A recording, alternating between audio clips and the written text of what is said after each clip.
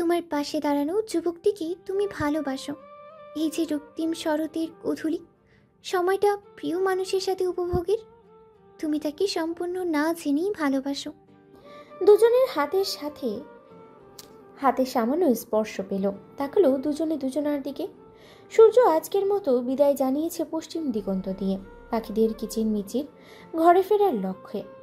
ওদেরও তো ফিরতে হবে। আজকের বিকেলটাতে কিছু মিশ্র অনুভূতির সাক্ষী ওরা।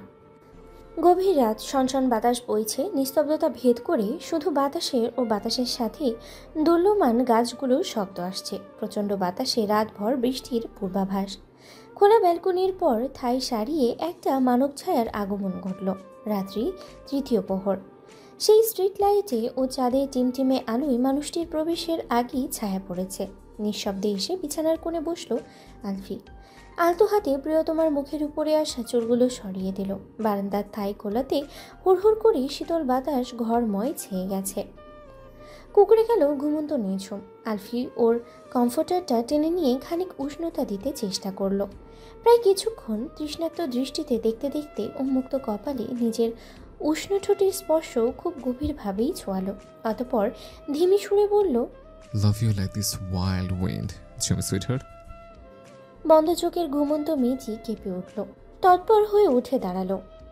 যেভাবে এসেছিল সেভাবেই চলে গেল। আকাশ ফুঁড়ে কৃষ্ণকায় মেঘকন্যাদের কান্না বেরিয়ে আসলো। ঘুম ছুটে গেল নিঝুমের। নিজের কপালে হাত ছুঁয়ে হাঁসফাঁস করে থাই গ্লাসের পর্দার ফাঁক বাইরে যতদূর নজর যায় দেখছে। সে কি আবারও স্বপ্ন দেখল? বিছানা ছেড়ে উঠে পর্দাটা সম্পূর্ণ টেনে দিল। তারপর আবারও ঘুমানোর উদ্দেশ্যে শুয়ে পড়ল।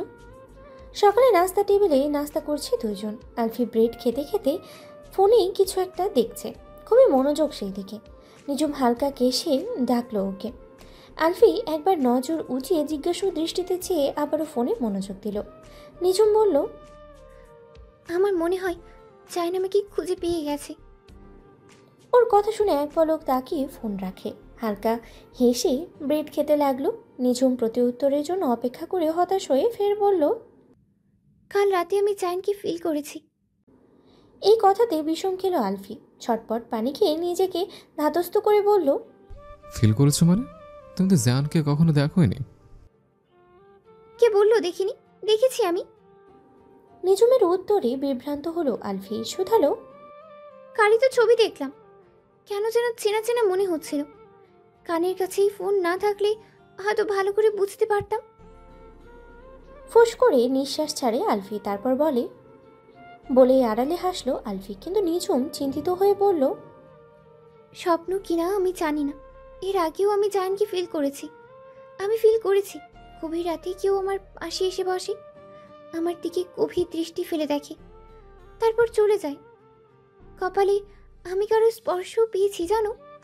আলফি সন্নিগ্ধ দৃষ্টিতে নিঝুমকেই দেখছে। নিঝুম কি জেগে গেছিল? নড়ে চড়ে তো উঠেছিল। আলফিও কে পরীক্ষা করতেই বলল, আজকাল স্বপ্নে তুমি তোমার হাজব্যান্ডকে মিস করো দেখছি। নিঝুমের অস্থিরতা বাড়ল বোধ করি। সে বলল, আমার ভয় করছে আলফি। নির্ঝর ভাইয়া যে ছবিটা দিয়েছিল সেটা কোথাকার, সেটাও নির্ঝর ভাইয়া জেনে আমাকে বলেছে। সে টরেটোতে চলে এসেছে। এখন অটোয়াতে পৌঁছাতে সময় তো লাগবে না। রিল্যাক্স, তুমি জায়ানকে নিয়ে অতিরিক্ত নেগেটিভ চিন্তা করছো। আপাতত সেসব ছেড়ে পড়াতে মনোযোগ দাও।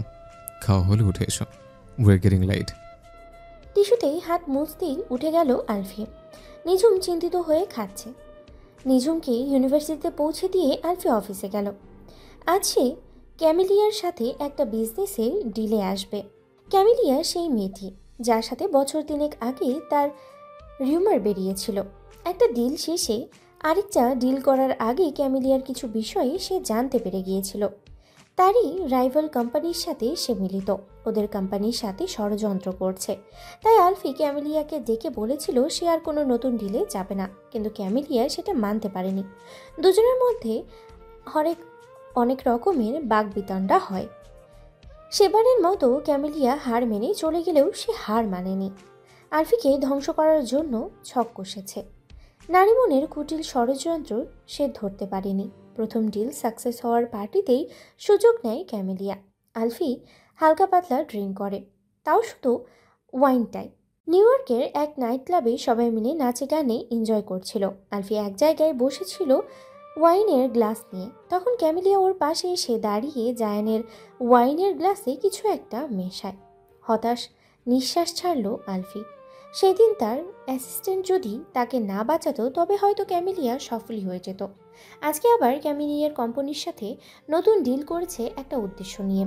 নিজুম ক্লাসে বসে মনোযোগ দিয়ে ক্লাস করছে। পাশে বসা মোনা ও নোয়া নামের তার নতুন বান্ধবী। তখন নিজুমের ফোনে নোটিফিকেশন এলো। ক্লাসের সময়টা সে ফোন সাইলেন্ট করে রাখে, তবে স্ক্রিনে মেসেজ ভেসে উঠতেই ভ্রু কুঁচকাল।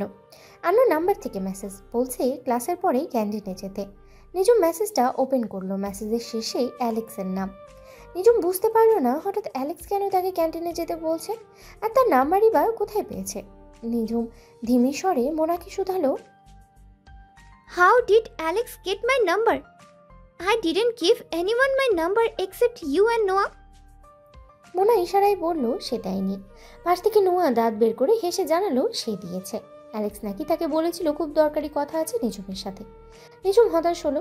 এর আগেও অ্যালেক্স তার থেকে মোবাইল নাম্বার চেয়েছিল, কিন্তু সে দেয়নি। ক্লাস শেষে ক্যান্টিনে যেতেই অ্যালেক্সের দেখা পায়। অ্যালেক্স এক প্রকার ছুটে এসে এক্সাইটেড মনোভাব নিয়ে নিজুমের হাত ধরে। নিজুম চমকে ওঠে, হাত ছাড়িয়ে নিয়ে কাটকাট কণ্ঠে বলে, What happened? Relax, come with me. তারপর ওরা বসে। বসার পর অ্যালেক্স বলে, You are not married. What? Yes, I found out that Alfie lied to me that day. And your reaction was also surprised after hearing that. You don't even have your wedding ring. বলেই Alex ওর হাতের দিকে ইশারা করলো। নিজু মাথায় হাত বসালো। আলফি ঠিকই বলেছিল, এই অ্যালেক্স মোটেও সুবিধার না। তার সাথে ফ্ল্যাটিং করার একটা সুযোগও সে মিস করে না। সে বিরক্ত ভরা কণ্ঠে বলল, Please, Alex. Whatever I'm married or not, the truth is I'm not interested on him. And I am not going to give you any explanation about my marriage. নিভে গেল অ্যালেক্স। আবার কিছু বলতে চাইলে তার আগেই নিজুম উঠে গেল। ক্যামিলিয়া এসেছে আলফির অফিসে। আলফির অফিস রুমে দুইজন মুখোমুখি টেবিলের দুই পাশে বসা। ক্যামিলিয়ার চোখ মুখে বিজয়ী ভাব, এক আত্ম অহংকার। ক্যামিলিয়া তার স্বভাবসুলভ হাসি হেসে বলে, It's been long and we met again. You are more handsome than ever. হাসলো আলফি। তারপর বলল, Thanks for your compliment. I think we should discuss about our new deal. Camellia দমে গেল কিছুটা। সে ভেবেছিল এত বছর পর যেহেতু আবারও জায়ান ওর সাথে কাজ করতে চাচ্ছে, তার মানে জায়ান ওর প্রতি ইন্টারেস্টেড। ডিল ফাইনাল করলো আলফি। দাঁড়িয়ে হাত বাড়ালো ক্যামিলিয়ার দিকে। সবটাই ফর্মাল। ক্যামিলিয়া বুঝতে পারছে না জায়ান চাইছে কি, নাকি প্রথমে একটু ভাব নিচ্ছে, কিন্তু সে ঘূর্ণাক্ষরেও অপর পাশের ব্যক্তির উদ্দেশ্য বুঝতে পারল না। ক্যামিলিয়া চলে যাওয়ার পর আলফি টেবিলের দুই হাতের কোণই ঠেকিয়ে হস্তদ্বয় মুঠোবদ্ধি করে রহস্যময় হাসল। তখন আলফির পার্সোনাল অ্যাসিস্ট্যান্ট এসে বলল, স্যার, মিস ক্যামিলিয়ার অ্যাক্টিভিটি আমরা নজরে রাখছি। রাখো, এই ডিল তেমন বড় কিছু না আমার কোম্পানির জন্য, জাস্ট সত্যিটা দুনিয়ার সামনে আনার জন্য এই ডিল। Yes sir. তারপর অ্যাসিস্ট্যান্ট চলে যায়। আলফিও অফিস থেকে বেরিয়ে পড়ে। অমাবস্যা পেরিয়ে পূর্ণিমা আসার দ্বার প্রান্তে। আলফির বাবা মা কাল রাতে অটোয়াতে এসেছেন, থাকবে এখানে 2-3 দিন, সপ্তাহ। ওনারা আসার পর থেকে নিজুম প্রথমে গাঢ় হয়ে থাকলেও আলফির মা মিসেস আলফির খুব মিশুক প্রকৃতির। ছুটির দিন আজ। নিজুমের ভার্সিটি বন্ধ। ঘুম থেকে উঠে নিজুম মিসেস আর্লিনের সাথে রান্নাঘরে গল্প করছে। কথায় কথায় নিজুম বলে, Auntie, how do you guys live in New York for most of the time? I mean, here is a beautiful house. Auntie, আপনার বেশিরভাগ সময় নিউ ইয়র্কে কেন থাকতেন? আমি বলতে চাচ্ছি, এখানে এত সুন্দর একটা বাড়ি আছে। সাথে মিনমিন করে বলে, তাছাড়া আলফিও এখানেই থাকে। মিসেস আর্লিন মুচকি হেসে বললেন, Oh dear, actually I was loved to live with my in-laws. They were so lovely, especially Ma. When I was 17, my mom died. Then I went to New York to study. In New York, I met with Junaid and his family. They always treat me good. Oh প্রিয়, আসলে আমি আমার শ্বশুর শাশুড়ির সাথে থাকতে ভালোবাসতাম। ওনারা খুব ভালো ছিলেন, বিশেষ করে মা। আমি যখন 17 বছরে তখন আমার মা মারা যান। তারপর আমি নিউ ইয়র্কে আসি পড়ালেখার জন্য। সেখানে জুনায়েদ ও তার পরিবারের সাথে দেখা হয়। ওনারা আমাকে খুব ভালোবাসতেন। তারপর চুলা বন্ধ করে হাঁড়িটা নামিয়ে বললেন, আলিফও তার দাদা দাদির খুব প্রিয় ছিল।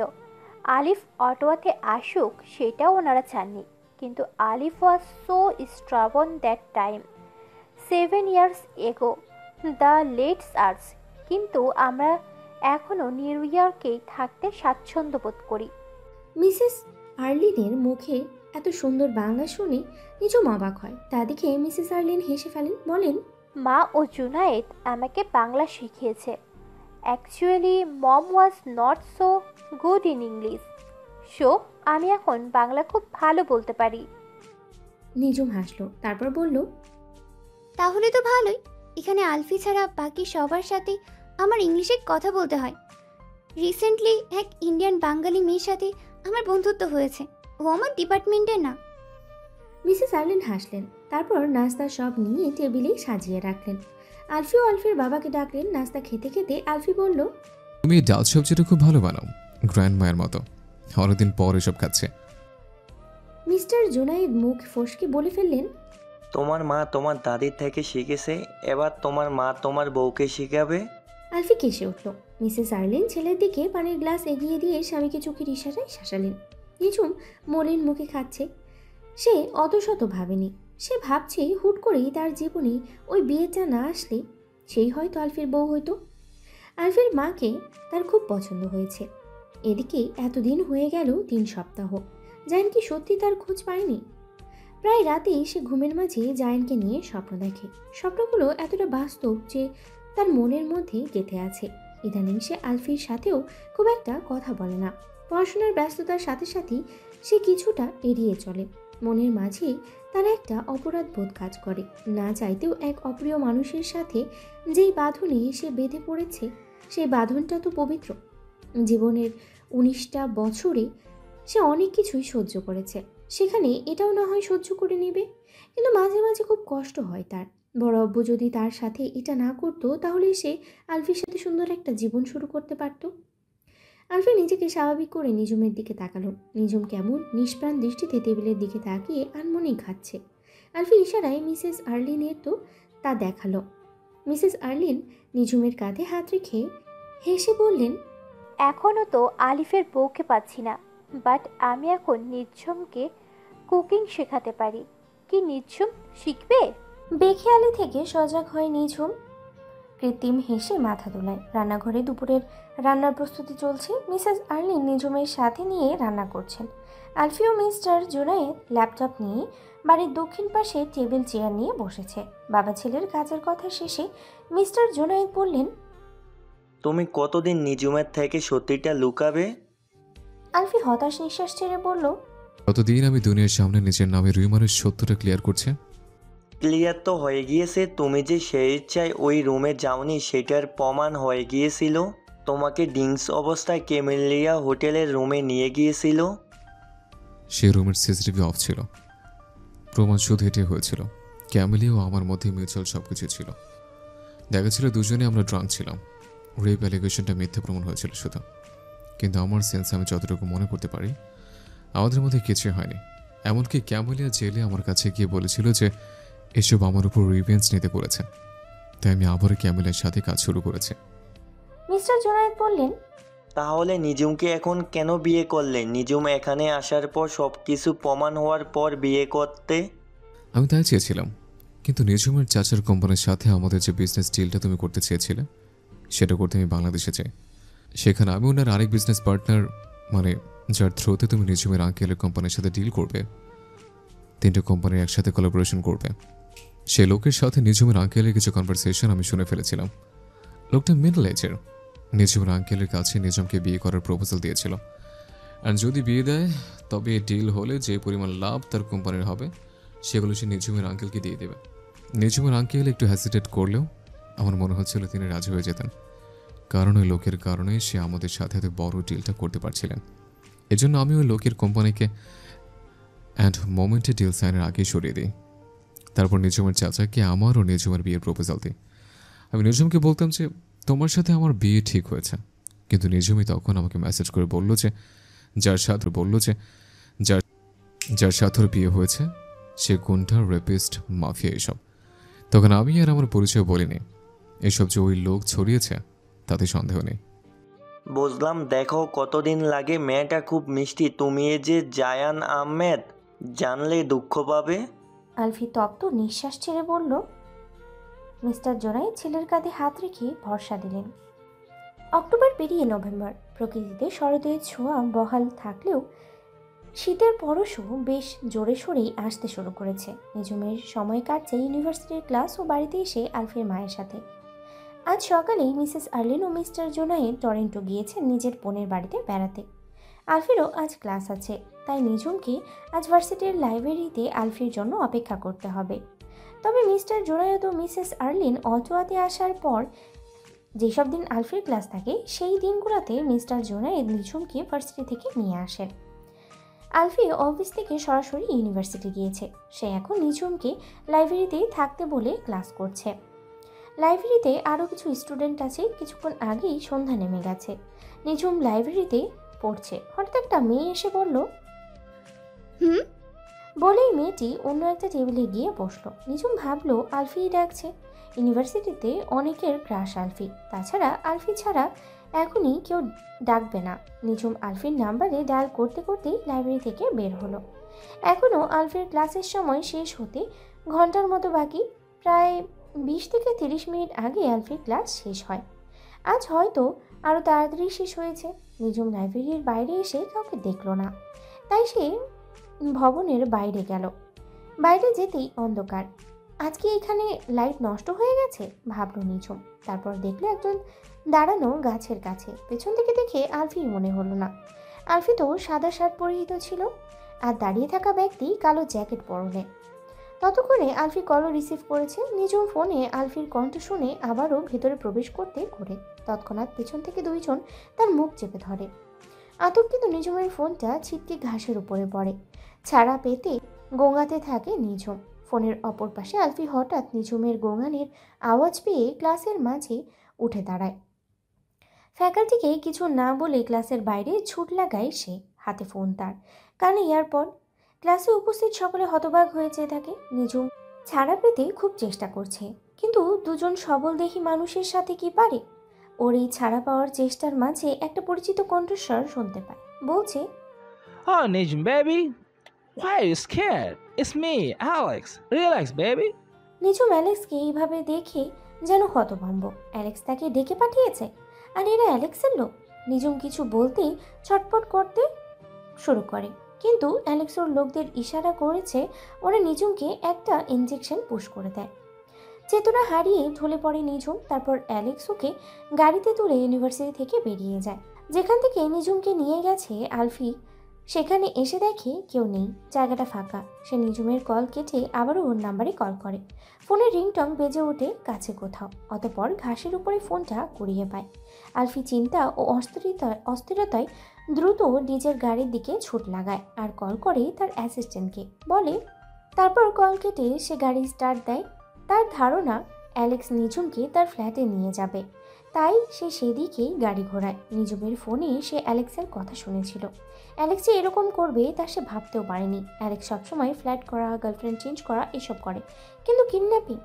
রাগে মাথার রগগুলো দপদপ করে যেন ছিঁড়ে যাচ্ছে।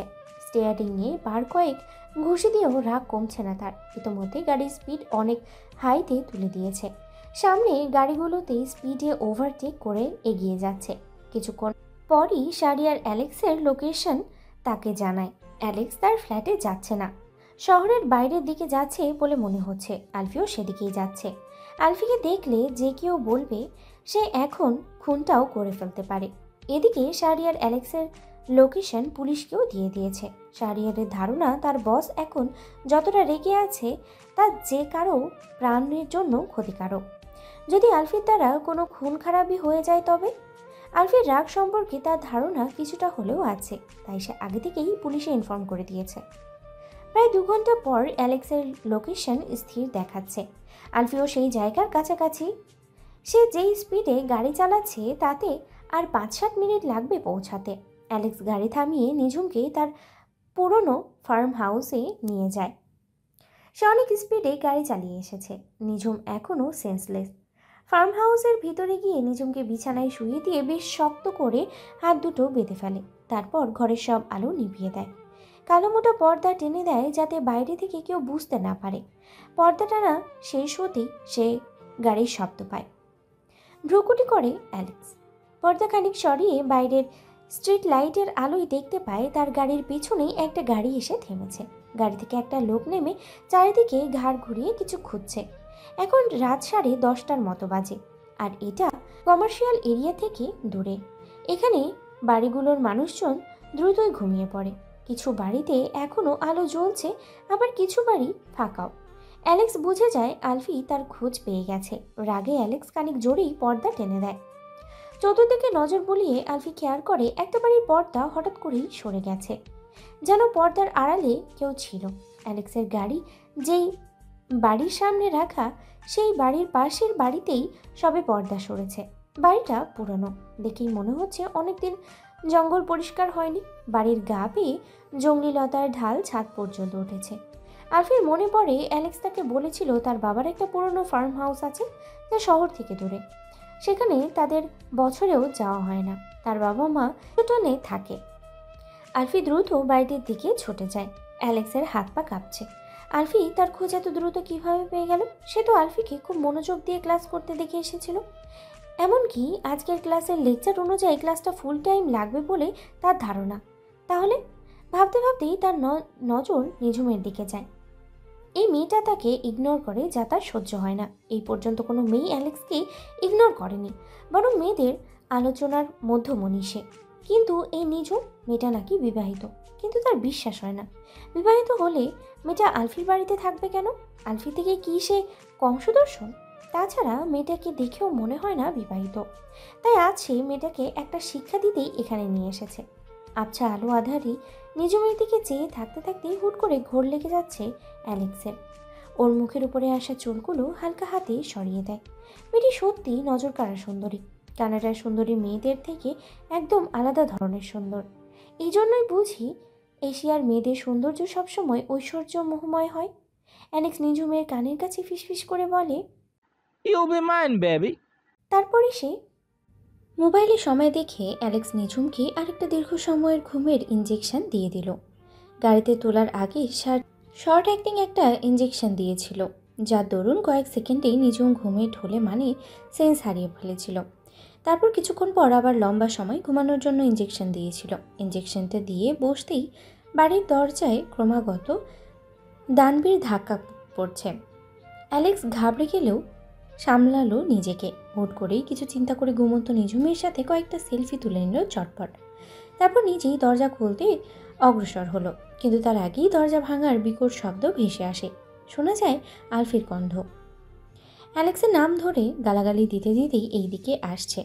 আলফি ফোনের টর্চ জ্বালিয়ে নিঝুমকে রাখা রুমের কাছে এসেই অ্যালেক্সকে দেখে। তৎক্ষণাৎ কলার চেপে ধরে ওর কয়েকটা ঘুষিও লাগায় তৎক্ষণাৎ। হাসছে অ্যালেক্স।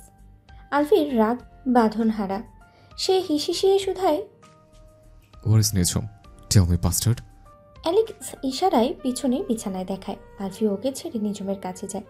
মেয়েটা প্রাণহীন নিথরের মতো পড়ে আছে। গালে কয়েকবার আলতো স্পর্শে ডাকে ওকে, সাড়ে নেই। আলফি দাঁত কিরমির করে নাকের পাটা ফুলিয়ে রাগের বিস্ফোরণ করে উঠে দাঁড়ায়। ফের কলার চেপে ধরে অ্যালেক্সের। What have you done with her? Why is she not responding?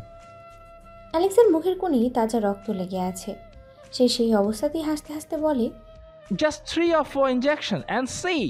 আলফি ওকে আরও কতগুলো ঘুষি ও লাথি দিল, যার দরুন অ্যালেক্স মেঝেতে পড়ে গেছে। জখমি অবস্থা তার। আলফি চট ঝলতি নিঝুমের হাতের বাঁধন খুলল, তারপর কোলে তুলে নিল সেই অবস্থায়। ঘুরে অ্যালেক্সের উদ্দেশ্য করে বলে, Responding. Just wait for me. I will kill you. Alex ফের হাসে। এই হাসির গায়ে জ্বালা ধরিয়ে দিচ্ছে আলফির। আলফি নিঝুমকে নিয়ে রুম থেকে বেরিয়ে যেতে ধরলে অ্যালেক্স প্রশ্ন ছড়ে, Why are you so possessive for this girl? Who is she? আলফি রুম থেকে বেরিয়ে যেতে যেতে উত্তর দেয়, Kill you. It's none of your business. Of course, it's my business. We both are having a love relationship. থামে আলফি। ঘুরে কৌতূহলের স্বরে প্রশ্ন ছড়ে, You and Nijum are having a love relationship? Really? আলফির কণ্ঠে কৌতুক ও আত্মবিশ্বাস অ্যালেক্সকে কিছুটা দোটানায় ফেলল, কিন্তু কণ্ঠে অগাধ আত্মবিশ্বাস নিয়ে বলল, Yes. আলফি এগিয়ে এলো ওর দিকে। দুটো ফোনের ফ্ল্যাশ লাইটের আলোয় পরিষ্কার রুমের সকল বস্তু। আলফি অ্যালেক্সের কানের কাছে এসে ফিসফিস করে বলল, Go ahead with your so-called love relationship. তারপর ঘুরে আবার চলে যাচ্ছে। অ্যালেক্স বিভ্রান্তির স্বরে বলল, But why are you acting possessive, man? She is just a girl. She's not just a girl. She's my wife. বলেই বড় বড় কদম ফেলে নিজুমকে নিয়ে সেখান থেকে বেরিয়ে এলো আলফি। পিছনে রয়ে গেল হতভম্ব ও হকচকিত জখমি অবস্থায় অ্যালেক্স। নিজুমকে নিয়ে বাড়ির বাইরে আসতেই কাছাকাছি পুলিশ গাড়ির সাইরেনের শব্দ শুনতে পায়। বুঝে সে শাহরিয়ার নিশ্চয়ই পুলিশকে খবর দিয়েছে, তাই নিজুমকে গাড়িতে বসিয়ে সিট বেল্ট বেঁধে দেয়। পুলিশ এসে পৌঁছালে সে সব ডিটেলস বলে। নিজুমের সাথে কলে কথা বলার রেকর্ডটাও দেয় প্রমাণ হিসেবে। তারপর পুলিশ নিজের কাজ করে আর আলফি নিজুমকে নিয়ে চলে আসে। রাত 3টার বেশি বাজে। আলো আধারিতে ঘুমন্ত নিজুমের মুখের দিকে নিমেষ তাকিয়ে আছে আলফি। ঘুমের মাঝে মেয়েটাকে অপলক দেখা তার পছন্দের কাজের মধ্যে একটি। মায়াবী মুখটা কেমন কাহিল অবস্থা, বাইরে সনসনে শীতল হাওয়া বইছে। এই তো কিছুক্ষণ আগেই নিজুমকে নিয়ে বাড়ি ফিরেছে সে, এখনো ঘুমের ডোজ কাটেনি ওর। আজ যদি সে আর একটু দেরিতে পৌঁছাতো তবে কি হতো ভাবতেই গায়ে রাগের কাঁপুন ধরছে তার। তখন পুলিশ না এলে হয়তো অ্যালেক্সকে সে আজ নিজে হাতেই মেরে ফেলতো। তাই এই ফুলের মতো বউটার দিকে কেউ হাত বাড়াবে, তাকে তো সে ছেড়ে দেওয়ার মতো নয়। নিজুমের নিজের কপালে উষ্ণ ঠোঁটের ছোঁয়া এঁকে উঠে দাঁড়ায়। ফোন করে শাহরিয়ারকে, তারপরে বলে, অ্যালেক্স যেন সহসা বিল না পায়। Got it? অপর পাশ থেকে শাহরিয়ার হ্যাঁ বোধক বাণী শোনালে সে ফোন রাখে, বসে আবার নিজুমের পাশে। সকালের প্রথম সূর্যকিরণ পর্দার ফাঁকের থাই তুলে রুমের ভেতরে নিজের উপস্থিতি জানান দিচ্ছে। আস্তে আস্তে ঘুম ছুটে যায় আলফির। চোখ মুখ কুঁচকে দেখে নিজুম তারই দিকে চেয়ে আছে। অতপর হয়ে বিছানা থেকে মাথা তোলে আলফি। নিজুমের চোখ মুখ শুকনো, স্থির চাহনি তার। আলফি বলে, Good morning. নিজুম জবাব দেয় না, ফের চোখ বুঝে নেয়। আলফি সন্দিহান হয়ে নিজুমের কপালে হাত রাখলে বুঝে মেয়েটির গায়ে ভীষণ জ্বর। সেন্স আসলেও জ্বরের ঘোরে শরীরের শক্তি নেই। আলফি উঠে যায়। কাল বিকেলের পর তো নিজুমের কিছু খাওয়া হয়নি, তার উপর কিডন্যাপ হওয়ার ভয়। বার কয়েক ঘুমের ইঞ্জেকশন দেওয়াতে শরীর আরও কত সইবে। আলফি রান্নাঘরে গিয়ে স্যুপ রান্নার প্রস্তুতি নিচ্ছে। ফ্রিজ থেকে চিকেন বের করে আদা কুচি, লবণ ও সামান্য তেল দিয়ে বয়েল দিতে নিয়ে নিজে ফ্রেশ হতে যায়। ফ্রেশ হয়ে এসে স্যুপ রান্না করে ফেলে। তারপর স্যুপ নিয়ে নিজুমের ঘরে যায়। ওকে উঠিয়ে গলার কাছে রুমাল বেঁধে নিজের বুকের সাথে ঠেস দিয়ে বসিয়ে অল্প অল্প করে খাওয়ানোর চেষ্টা করছে। কিছুটা কোনো মতে খেতেই বমি করে দেয় নিঝুম। নিজেকে সহ বিছানায় কমফোর্টার ও আলফির ট্রাউজারেও বমিতে ভাসিয়েছে। অতঃপর ক্লান্ত হয়ে ঢলে পড়েছে। আলফি চোখ মুখ খুঁজে বসে আছে। জীবনেও সে এরকম পরিস্থিতিতে পড়েনি। টিস্যুর বক্স এনে প্রথমেই নিজুমের মুখ ও গলা মুছে দিল। জামার উপর থেকে হালকাভাবে বমি মুছে দিয়ে নিজের ট্রাউজার, বিছানা, কমফোর্টার সব থেকে বমি মুছে নিল। আলফি ঘড়িতে সময় দেখল 8টার একটু বেশি বাজে। তার বাবা মায়ের ফ্লাইটের সময় হতে এখনও বাকি, কিন্তু নিজুমের জামা বদলাতে তো হবে। বমি জামা পরে এতক্ষণ থাকবে কিভাবে? কিন্তু ও যদি বদলে দেয় তবে নিজুমের হুঁশে ফিরলে নিজুম ওর সাথে কী করবে কে জানে। যদিও তার অধিকার আছে, কিন্তু নিজুম তো এখনও জানে না সেটা। এমনিতেই জ্বর সারলে অ্যালেক্স কাণ্ডের প্রতিক্রিয়া কেমন হবে সেটা নিয়েই উদ্বিগ্ন সে। আলফি নিজে আবার পোশাক বদলে ফ্রেশ হয়ে তোয়ালে আর এয়ার ফ্রেশনার ও একটা মাইল্ড বডি স্প্রে নিয়ে আসলো। রুমে এয়ার ফ্রেশনার স্প্রে করে দেয়। তারপর পানিতে তোয়ালে ভিজিয়ে নিজুমের মুখ ও গলা আবারও মুছে দিয়ে জামাতে বডি স্প্রে দিয়ে দিল। তারপরে ওকে আবার উঠিয়ে বসিয়ে স্যুপ খাওয়াচ্ছে। এবার আর বমি করেনি। স্যুপ খাওয়ার পরই এবার ওষুধ খাইয়ে দেয়। নিজুমকে স্যুপ ও ওষুধ খাওয়ানোর পর লম্বা একটা নিঃশ্বাস ছাড়ে। জ্বর কমে যাবে কিছুক্ষণের মধ্যে। এরপর নিজে গিয়ে খেয়ে নেয়। নিজুমের জ্বর ছেড়ে গেছে। জ্বরের ঘরে মেয়েটা তার বড় আম্মুকে খুঁজছিল। সবসময় তো মিসেস আয়েশাই ওর পাশে থেকেছেন। মাতৃস্নেহে আগলিয়েছেন, তাই অসুস্থতায়ও ওনাকেই মনে পড়ছে। জ্বর ছড়ার পর এখন ঘুমাচ্ছে। মিস্টার জোনায়েদ ও মিসেস আর্মিনও এসে পৌঁছেছেন। আলফি ওনাদেরকে পুরো ঘটনা বলেছে। মিসেস আর্লিন আর নিঝুমের মাথার কাছে বসে আছেন এখন। একটু পরেই জ্ঞান ফেরে নিঝুমের। চোখ খুলে প্রথমেই মিসেস আর্লিনকে দেখতে পায়। পরক্ষণেই কাল রাতের স্মৃতি মনে পড়তেই চিৎকার করে লাফিয়ে উঠে বসে। মিসেস আর্লিনও ওকে জাপটে বুকের মাঝে ধরলে বুঝতে পারেন কান্নার তালে কাঁপছে মেয়েটা। তিনি সান্ত্বনা দিচ্ছেন।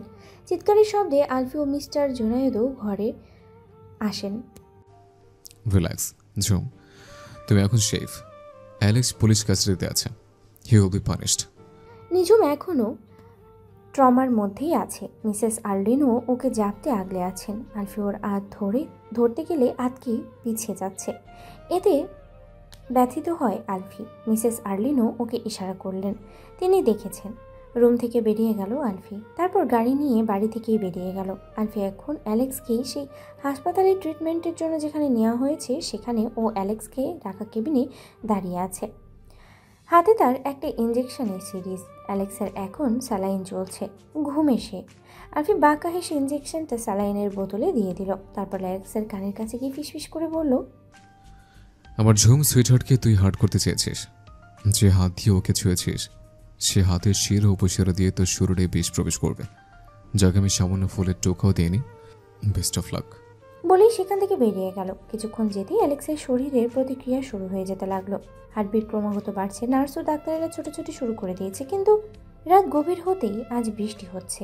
ঝুম বৃষ্টি। নভেম্বরের শুরুর দিকে অটোয়াতে উষ্ণতা খানিক থাকলেও ধীরে ধীরে তাপমাত্রা মাইনাসের দিকে ধাবিত হয়। নভেম্বরের শেষ তুষারপাতের শুরু হয়। এখন নভেম্বরের শুরুর অর্ধ। চাঁদের শুক্লপক্ষ চললেও মেঘের আড়ালে লুকায়নি চন্দ্রমা। নিঝুমের ঘুম ছুটে যায়। অন্ধকারে দেয়ালের দিকে চেয়ে আছে খানিকক্ষণ। স্ট্রিট লাইটের আবছা আলোয় ঘরের জিনিসপত্রগুলো আবছা বোঝা যাচ্ছে। ঘড়ির কাঁটায় জানান দিচ্ছে রাত 3টার মতো বাজে। নিঝুম পাশ ঘুরে মিসেস আর্লিনকে দেখল। ঘুমাচ্ছেন তিনি। নিঝুমকে সারাদিন খুব আগলে আগলে রেখেছেন, একদম তার বড় আম্মুর মতো। হালকা হাসলো নিঝুম। নিঃশব্দে বিছানা ছেড়ে উঠল। তারপর বারান্দার থাই খুলে বাইরে এলো। বৃষ্টির ছাটে বারান্দার মেঝে ভিজে একাকার। ঠান্ডা বৃষ্টির ভেজা মেঝেতে পা রাখতেই শরীর যেন শিরশির করে উঠল। অতঃপর খালি পায়ে বারান্দা পেরিয়ে ঘাসের ভেজা জমিনে নেমে 2 হাত ছাড়িয়ে চোখ বন্ধ করে আধার অম্বরের দিকে মুখ করে আছে।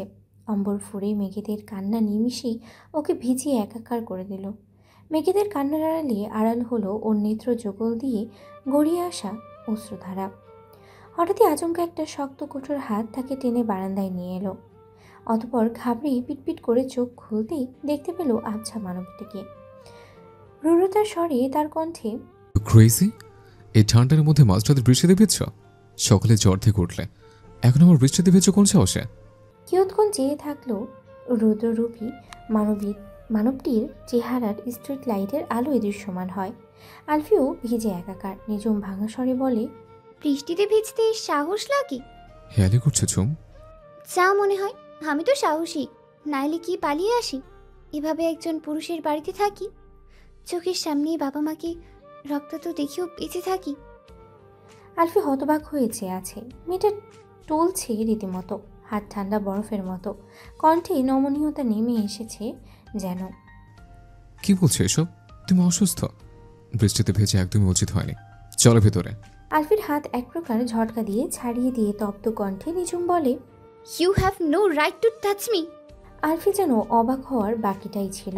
সে সাথে সাথেই প্রত্যুত্তরে কিছু বলতে পারল না। নিঝুম আবারও বলল, আই এম ম্যারিড আলফি। আমার এখানে আসাই উচিত হয়নি। সত্যি বলতে মোহে পড়ে গিয়েছিলাম আমি। নিজের মতো ভালো থাকার মোহ, স্বপ্ন ছোঁয়ার মোহ, ভালোবাসা পাওয়ার মোহ। কিন্তু ভুলে গিয়েছিলাম সবার ভাগ্যে সব থাকে না। বিয়ে হয়েছে, সেটা যার সাথেই হোক মেনে নেওয়া উচিত ছিল। আমার কি মনে হয় জানো, অ্যালেক্স আমাকে প্রস্টিটিউট ভেবেছে। তুমি ওকে বলেছিলে আমি ম্যারিড, কিন্তু ও দেখেছে আমি তোমার সাথেই যাওয়া আসা করি, তোমার বাড়িতে থাকি। তাই হয়তো আমাকে ওরকম মেয়ে ভেবে আমাকে তুলে নিয়ে গিয়েছিল। আমি যদি চায়নির সাথেই থাকতাম তাহলে কেউ আমাকে এত হীন ভাবতো না। ওর ভয়ে মানুষ আমার দিকে চোখ তুলে তাকাতে পারতো না। বড় আব্বু ঠিকই বলতো, আমি এতটাই অপয়া যে কোনোদিন নিজের জন্যই বিষ হয়ে দাঁড়াবো। কথাগুলো তীরের মতো ক্ষতবিক্ষত করলো আলফিকে। আগে আলফির কপালের রগগুলো লাফাচ্ছে। নিজুমকে কিছু বলার মতো কথা সে খুঁজে পাচ্ছে না। ফের নিজুমের হাত ধরতে চাইলে নিজুম দুপা পিছিয়ে যায়। তৎক্ষণাৎ আলফির রাগের বহিঃপ্রকাশ ঘটল। হেঁচকারানে নিজুমকে নিজের বুকের সাথে মিশিয়ে নেয়। নিজের আঙ্গুলের স্পর্শ ও কপাল থেকে গাল বয়ে থুতনিতে এনে ঠেকালো। অতঃপর হিসিয়ে বলল, এতক্ষণ যা বললে তা যেন পরবর্তীতে আর না শুনি। এই কথাগুলো যদি আমি অন্য কারো মুখ থেকে শুনতাম তবে তাকে। আর রইল অ্যালেক্স। আলফির চোখ মুখ দেখে নিজুমের ভয় হতে শুরু করলো। এই শক্ত বাহুডোরের থেকে ছাড়া পেতে হাঁসফাঁস করতে লাগলো। আলফি তাতে বাঁকা হেসে বলে, না ছাড়ি তবে আমার থেকে তুমি কখনোই মুক্তি পাবে না। তুমি আমার জীবনে আসক্তির মতো, প্রণয় শক্তি, সে তোমার দিকে নজর দেওয়া। আলফির অসমাপ্ত বাক্যটা নিজুমকে আরও অস্থিরতার দিকে তুলল। কাঁপা কাঁপা স্বরে শুধালো, অ্যালেক্স কোথায়? কি করেছো তুমি ওর সাথে? রিল্যাক্স সুইটহার্ট, তুমি কিছু নিয়ে ভাবতে হবে না। রুমে যাও, ভেজা ড্রেস বদলে মেডিসিন খেয়ে ঘুমাও। তুমি এখনো উইক। এই বলে আলফি নিজুমকে ছেড়ে দিল। রুমে যেতে ইশারাও করলো। নিজুম পূর্বের ন্যায় অস্থির কণ্ঠে ফের প্রশ্ন ছাড়ল, কি করেছো তুমি আলফি? তোমাকে আমার খুব ভয় করছে। তুমি অ্যালেক্সকে আবার বলো আলফি। শেষের কথাটা আলফির দুই বাহু ধরে ঝাঁকিয়েই পড়ল। আলফি উত্তর বলল, মারিনি, কমাতে আছে। কোমা? নিজুমের কণ্ঠে অবিশ্বাসের সুর। আলফি হাই তুলতে তুলতে বারান্দার সাথে রুমে ঠাঁই করল। নিজুমকে রুমে ঠেলে ঢুকিয়ে দিয়ে আবার লাফিয়ে নিতেই নিজুম ওর হাত ধরে। ব্যগ্র কণ্ঠে শুধায়, কোমাতে কিভাবে গেল? সত্যি করে বলো আলফি। অ্যালেক্সকে নিয়ে নিজুমের এত চিন্তা আলফির বিরক্ত করছে। সে বলল, আমি পাঠিয়েছি, তাই আছে। কেন মায়া হচ্ছে? ও বলেছিল তোমরা নাকি রিলেশনশিপে আছো। নিঝুম হতবাক হয়ে চেয়ে রইল। নিঝুমের এই নিস্তব্ধতার সুযোগে আলফি আজ প্রথম নিজুমের সজ্ঞানেই নিজুমের গালে নিজের ওষ্ঠ স্পর্শ করল।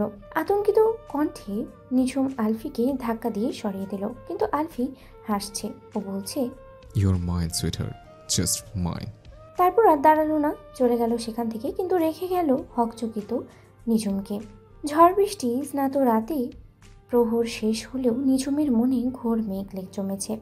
গতকাল রাতে আলফির ব্যবহার তার মনে ভীতির সঞ্চার করেছে। তাই সকালে নাস্তার জন্য তাকে ডাকা হলেও সে রুম থেকে বের হচ্ছে না।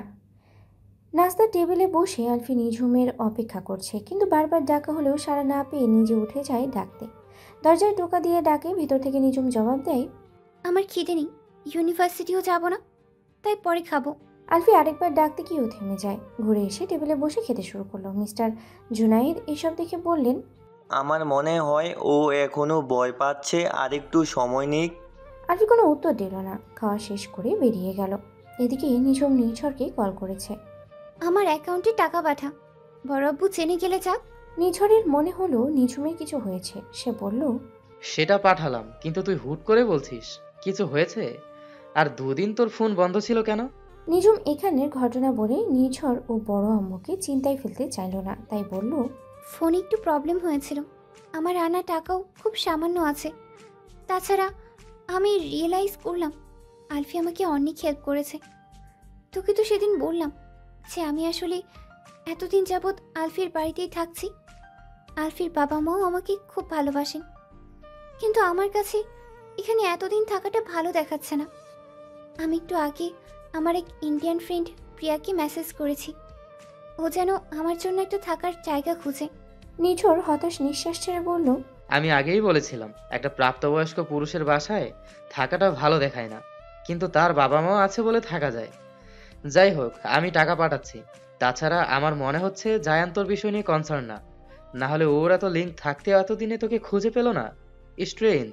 নিঝুম দীর্ঘ নিঃশ্বাস ছাড়ে। তার এখন মনে হচ্ছে জায়ান তাকে খুঁজে পেলে সে জায়ানের সাথেই চলে যাবে, কিন্তু জায়ান যদি তাকে শাস্তি দেয়, এই ভয়টাও হচ্ছে তার। আলফিকে ইউনিভার্সিটিতে যাবে না বললেও আলফি অফিসে যেতেই নিঝুম ইউনিভার্সিটির নাম ধরে বেরিয়েছে। মিস্টার জোনায়েদ ওকে পৌঁছে দেবে বললেও নিঝুম রাজি হয়নি। সে প্রথমে প্রিয়া যেই ফ্ল্যাটে থাকে সেখানেই যাবে, প্রিয়াই যেতে বলেছে। তারপর ক্লাস করতে যাবে। প্রিয়ার ওখানে গিয়ে দেখে ফ্ল্যাটে 3টে রুম ও একটা ডাইনিং ও কিচেন। প্রতিটা রুমের সাথে অ্যাটাচ বাথরুম আছে। এই ফ্ল্যাটে ওরা 6 জন মেয়ে থাকে। এর মধ্যে 2 জন ইন্ডিয়ান, একজন নেপালের, একজন পাকিস্তানের, একজন মেক্সিকান আর একজন কানাডার অন্য শহরের। ফ্ল্যাটের রুমগুলো তেমন বড়ও না। নিঝুম ঘুরে ঘুরে দেখে। প্রিয়া বলে, আমি ওদেরকে এখনো বলিনি, ওরা যদি রাজি হয় তবে তুই এখানেই উঠতে পারবি, কিন্তু রাজি না হলে বুঝিসই তো রেন্টের ডিস্ট্রিবিউশনেরও ফ্যাক্ট আছে। তবে আমি খোঁজ নিব, আরও তোকে জানাবো। নিঝুম বলে, সাথে একটা পার্ট টাইম জবেরও খোঁজ করছি। করব, কিন্তু তুই হুট করে কেন আলফির বাড়ি ছাড়তে চাইছিস? তোদের মধ্যে ঝগড়া হয়েছে? ব্রেকআপ করে ফেলবি নাকি? প্রিয়ার কথা শুনে নিঝুম চমকায়। আলফির সাথে তার রিলেশন তো গড়ে ওঠেনি, ভালোবাসার কথা বলার আগেই বিয়ে হয়ে গেল, তারপর আর বলেনি। নিঝুম বলে, আলফির সাথে আমার কোনো রিলেশন নেই, উই আর জাস্ট ফ্রেন্ড।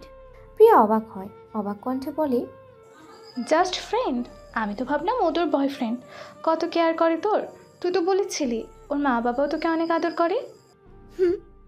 কিন্তু আমাদের বন্ধুত্বটা প্রেমের সম্পর্কে যাওয়ার আগেই থামে নিঝুম। প্রিয়াকে সে বিয়ের ব্যাপারে কিছু বলেনি, এমনকি মোনা ও নোয়াকেও না। নিঝুমকে চুপ করে যেতে দেখে প্রিয়া শুধায়, কি হলো, থেমে গেলি কেন? প্রেম হয়নি কেন?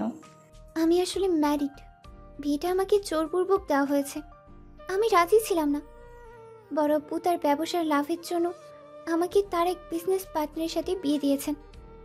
আমি বিয়ের আগে রুম বন্দি ছিলাম, তাই বিয়ে করে পালিয়ে এসেছি। বিয়েটা না হলে হয়তো আলফির সাথেই আমার, যাই হোক, এখন আর সম্ভব না। প্রিয়া গালে হাত দিয়ে অবাক হয়ে শুনছে। তার মনে হচ্ছে নিঝুম মজা করছে। বিয়ে করে কেউ পালায় নাকি? খুব ভালো গল্প বললি তো, বিয়ে করেও পালায়? এই পালিয়ে লাভটা কি? বিয়ে তো হয়েই গেছে। নিঝুম হতাশ নিঃশ্বাস ছেড়ে বলে, আমি ডিভোর্স পেপারে সাইন করে এসেছিলাম, কিন্তু উনি যে আমাকে ডিভোর্সের রাইট দেননি সেটা জানতাম না। যদি দিত তাহলে আমাদের ডিভোর্স হয়ে যেত। ও, তোর জন্য খারাপ লাগছে। যাকে ভালোবাসিস তার সাথে এক বাড়িতে থেকেও নিজের ভালোবাসা লুকাতে হচ্ছে, আবার যাকে বিয়ে করেছিস তার থেকেও পালিয়ে বেড়াতে হচ্ছে। আচ্ছা, তোর হাজবেন্ড কি দেখতে খারাপ নাকি বয়স্ক? বয়স্ক না, কিন্তু তাকে আমি কখনো দেখিও নি। প্রিয়া আবারও হতভাগ। দেখিসনি? তাহলে বিয়ে কিভাবে? ও সরি, তোদের বিয়ে তো রিচুয়াল তো আলাদা, তার উপর বললি জোর করে বিয়ে দিয়েছে। রুমে আটকে রেখেছিল, কিন্তু যাকে বিয়ে করলে তাকে একবারও দেখতে ইচ্ছা হয়নি? আমি হলে তো না দেখে থাকতেই পারতাম না। হুট করে নিঝুম অন্যমনস্ক হয়ে গেল। বিড়বিড় করে বলল, এখন দেখতে চাই। তার এত ক্ষমতা তো আমাকে এতদিনেও খুঁজে পেল না। কি বলিস বিড়বিড় করে? সম্মিত ফেরে নিঝুমের। কৃত্রিম হাসি হেসে বলে, না কিছু না, বাদ দে ওসব, চল ভার্সিটিতে যাই। প্রিয়া ঘড়ি দেখে বলে, হ্যাঁ, আর 20 মিনিট আছে, ওয়েট, আমি শালটা নিয়ে নেই। নিঝুম অপেক্ষা করলো, তারপর দুজনেই বেরিয়ে গেল। আরও 3 দিন পেরিয়ে গেছে। নিঝুম আলফির সামনেও যায় না। সকালে আলফি নাস্তা করতে আসার আগেই নাস্তা নিয়ে নিজের ঘরে চলে যায়। তারপর আলফি বেরিয়ে যাওয়ার পর নিজেও বের হয়। নিঝুম যে আলফিকে ইগনোর করছে এটা সবাই বুঝে গেছে। আজও নিঝুম নাস্তা নিয়ে রুমে বসে খাচ্ছে। আলফি চোখ মুখ শক্ত করে টেবিলে বসে নাস্তা করছে। মিস্টার জোনায়েদ বললেন, নিজুমের হুট করে কি হলো বলো তো? তোমাকে একদম এড়িয়ে চলছে। ও ওর মন মর্জির মালিক, বাদ দাও ড্যাড। মিস্টার জোনায়েদ ছেলের মুখের ভাব দেখে ব্যথিত হলেন। আলফি নাস্তা শেষ করে ওঠার সময় তিনি বললেন, আমাদের তো 3 দিন পর চলে যাওয়ার কথা। আমিও তোমার মা চাইছি আরও কিছুদিন থাকি। নো ড্যাড, তোমাদের যেদিন যাওয়ার কথা সেদিনে যাবে। কিন্তু নিজুম তো তোমাকে ইগনোর করে চলছে। নয়, আমি চাইছি তোমরা আরও না থাকো, তাহলে ও আমাকে ইগনোর করতে পারবে না। বলে আলফি বেরিয়ে যায়। রুমে দরজার কাছে দাঁড়িয়ে নিঝুম সবটাই শুনল। সেও ভেবে রেখেছে যেদিন আলফির বাবা মা চলে যাবে সেদিনই সে প্রিয়াদের ফ্ল্যাটে গিয়ে উঠবে। প্রিয়ার মেক্সিকান রুমমেট রাজি না হলেও নেপালি ও পাকিস্তানি মেয়েটা রাজি হয়েছে নিঝুমকে নিজেদের রুমে রাখতে। তারপর মাস শেষ হলে প্রিয়া ওর জন্য অন্য কোথাও থাকার ব্যবস্থা করবে। নিঝুম ফুস করে নিঃশ্বাস ছাড়ে। সেদিন আলফির এই আচমকা ব্যবহার ও কাজ তাকে আলফির সাথে এক বাড়িতে থাকার সাহস দিচ্ছে না। তার উপরে প্রিয়া, নোয়া ও মোনাকে নিয়ে হাসপাতালে অ্যালেক্সকে দেখতে গিয়েছিল। সত্যি অ্যালেক্স কোমাতে। হাসপাতালের কর্তৃপক্ষ বলেছে সিসিটিভির ফুটেজে ডিলিট করা, তাই তারা ধরতে পারছে না। আলফি নাকি অ্যালেক্সের সমস্ত চিকিৎসার খরচ দিচ্ছে। নিজম বুঝতে পারছে না আলফি নিজেই অ্যালেক্সের এই অবস্থা করে আবার নিজেই খরচ দিচ্ছে কেন। ক্যামিলিয়ার কোম্পানির সাথে হওয়া বিজনেস ডিল আজ শেষ হয়েছে। দুই কোম্পানি সৌজন্যতায় একসাথে নিজেদের ডিল সম্পূর্ণ হওয়ার মিটিং রুমে জড়ো হয়েছে। সব ধরনের ফর্মাল কাজ শেষে আলফি ও ক্যামেলিয়া হাত মেলায়, একে অপরকে অভিবাদন জানায়। ক্যামেলিয়া আলফিকে বলে, I hope in future we will do more deals together. আলফি দুর্বোধ হাসল। ক্যামেলিয়া আরও বলল, Let's celebrate this achievement. Of course, but not today. Okay, then this holiday. Okay. Camellia আলফির দিকে একটু ঝুঁকে ফিসফিস করে বলে, I have a very special surprise for you. আলফি বাঁকা হেসে বলে, And I have to. ক্যামেলিয়ার মনে রং বেরঙের ফুল ফুটেছে। জায়ান তাকে সারপ্রাইজ দিবে। তাহলে কি জায়ানের মনে সে জায়গা করে নিতে পেরেছে? আর তার সইছে না তার। হুট করেই সে জায়ানকে জড়িয়ে ধরে। জায়ানই আলফি। ক্যামেলিয়া ওর আলফি নামটা জানে না। আকস্মাৎ কাণ্ডে আলফি চমকায় না, কিন্তু খুব সাবধানে ক্যামেলিয়াকে নিজের থেকে সরিয়ে মিটিং রুমে উপস্থিত লোকেদের ইশারা করে। তাতে ক্যামেলিয়া লজ্জা পেয়ে লাজুক ভঙ্গিতে সবার দিকে তাকায়। হলিডে আজ। মিস্টার জায়ান ও মিসেস আর্লিন আজ নিউ ইয়র্কে ফিরে যাবেন। 3 সপ্তাহ এখানে থেকেছেন ওনারা। নিজম ওনাদের বিদায় বেলায় খুব আবেগপ্রবণ হয়ে পড়েছে। মিসেস আর্লিনও নিজমকে ছাড়তে চাইছেন না। মিসেস আর্লিন বলে, I will miss you, dear. Me too aunty. Mister Junaid নিজমের মাথায় হাত দিয়ে বলেন, তোমার সেমিস্টার শেষ হলে নিউ ইয়র্কে গিয়ে বেরিয়ে এসো, তখন তো তুষারের ডাকা থাকবে সব। 4 জন একসাথে বারবিকিউ অ্যান্ড চায়ের আড্ডা দিব। ওখানে আমাদের নেইবার বাঙালিরা মিলে পার্টিও করি। নিজম কৃত্রিম হেসে সায় দিল। তারপর ওনারা বিদায় নিয়ে বেরিয়ে গেল। আলফি ওনাদের এয়ারপোর্ট পর্যন্ত এগিয়ে দিবে, তারপর ছোট্ট একটা কাজ ছেড়ে আসবে। সবাই চলে যেতেই নিজম নিজের ব্যাগপত্র গুছাতে শুরু করলো। প্রিয়াকে সে বলেই রেখেছে আজকে ওদের ফ্ল্যাটে আসবে। সব গোছগাছ করতে একটু সময় লেগে গেছে। তারপর নিজেও রেডি হয়ে বারান্দায় দিয়ে বাড়ির পেছনের ওই পাশের গাছগুলো দেখতে যায়। নভেম্বরের শেষ অর্ধ ও শীতের কাছাকাছি হওয়ায় বেশ কনকনেই ঠান্ডা পড়েছে। আবহাওয়া অধিদপ্তর বলেছে এই সপ্তাহেই তুষার পড়ার সম্ভাবনা আছে। তখন গাছগুলোতে এই শরৎকাল বর্ণিত সৌন্দর্য দেখা যাবে না। বিশাল ডিস্কো গাছটার নিচে দাঁড়ালো। পাশেই 2-3টা ম্যাপল গাছ ও আপেল গাছ। এখানে আসার আগে হাতে করে নিজস্ব ডায়েরিটা নিয়ে এসেছে। শুকনো দুটো ডিস্কো পাতা ও ম্যাপল পাতা তুলে নিয়ে ডায়েরিতে রেখে তারিখ সহ লিখল। লাগানোর জন্য কস্টিপও নিয়ে এসেছে সে। সেদিন প্রথম এখানে এসেছিল, যেদিন প্রায় 1.5 মাস আগে। সেদিন ফ্রেশ দুটো ডিস্কো ও ম্যাপল পাতা ডায়েরিতে লাগিয়ে তারিখ সহ লিখেছিল। জীবনের নতুন অধ্যায়ের সূচনা, নতুনভাবে স্বপ্ন পূরণের পথযাত্রা। আর আজ লিখল, আজকেই আলফির বাড়িতে আমার শেষ দিন। মন ও মস্তিষ্কের সাথে ক্রমাগত যুদ্ধ করে মনকে মস্তিষ্কের পথে নিয়ে এসেছি। মন তো আবেগী, সারা জীবন মনকে প্রাধান্য দিয়ে এই প্রথম মনের বিরুদ্ধেই মনকে বুঝিয়ে ফেলেছি। ভালোবাসলেই পেতে হবে কেন? আমারটা না হয় আমি আমার মনেই দাফন করলাম। ভালো থাকুক সে। আমাকেও আমার গন্তব্যের পথে এগোতে হবে। গন্তব্য তো সে অপ্রিয় মানুষটা, যাকে আমি দেখিনি। অদূর ভবিষ্যৎ আমার জন্য কী অপেক্ষা করছে তাও অজানা। এই অজানাই আমার হৃদয় হিয়ার শঙ্কায় তামামা বাজাচ্ছে। কিন্তু নিঝুম স্ট্রং, ছোট থেকেই স্ট্রং। সব প্রতিকূলতা ডিঙ্গিয়ে আলো ঠিক খুঁজে নেবে। জীবনে তো সে আলোর নিঃসরণই বেঁচে আছে।